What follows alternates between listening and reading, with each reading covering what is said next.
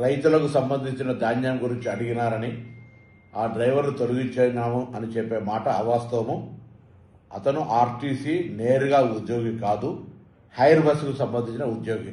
అయినప్పటికీ ఆ బస్సు యజమానికి చెప్పడం జరిగింది అతను ఉద్యోగం నుంచి తొలగించేటువంటి ప్రయత్నం చేయవద్దని. దీనిపైనే రాజకీయం చేసే ప్రయత్నం చేస్తూ ఉన్నారు. ఆ అశోక్ ఎవరైతే మాట్లాడినారో ధాన్యంకు సంబంధించి రైతుల పక్షాన మేము తప్పకుండా పాజిటివ్ క్రిటిసిజాన్ని ఫేస్ చేయడానికి రెడీగా ఉన్నాం. మేము ఆ యొక్క పాడి ప్రొక్యూర్మెంట్ మీద ప్రభుత్వం మొత్తం యంత్రాంగం అంతా పనిచేస్తూ ఉంది. అనుకోనంత పంట రావడం వల్ల కొనుగోలు కేంద్రాలు పెంచి ధాన్యం కొనుగోలు చేసే ప్రయత్నం చేస్తాం. లారీలు ఇతరత్ర అనేక రకాల అంశాలతో ముడిపడి ఉన్నటువంటి ఈ పరిస్థితి, గోడౌన్లు, కేంద్ర ప్రభుత్వం సరి అయినటువంటి సహకారం లేని కారణంగా ఇటువంటి అంశాలు జరుగుతున్నప్పటికీ ధాన్యం కొనుగోలు ప్రక్రియ క్రియాశీలకంగా చేస్తూ ఉన్నాం.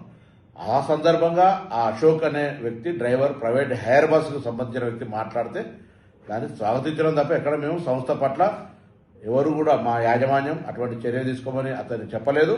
నేను ఇప్పుడే ఆర్టీసీ మేనేజింగ్ డైరెక్టర్ గారితో మిగతా ఆ ప్రైవేట్ బస్సుకు సంబంధించిన యాజమాన్యాన్ని కూడా చెప్పడం జరిగింది. అతను ఉద్యోగం నుంచి తొలగించే ప్రశ్న లేదు. ఇటువంటి తప్పుడు ప్రచారం చేయొద్దని కోరుతా ఉన్నాం. ఆ అశోక్ కంటిన్యూగా ఉద్యోగం చేసుకునేటువంటి అవకాశం హైర్ బస్సులో ఉంటుంది.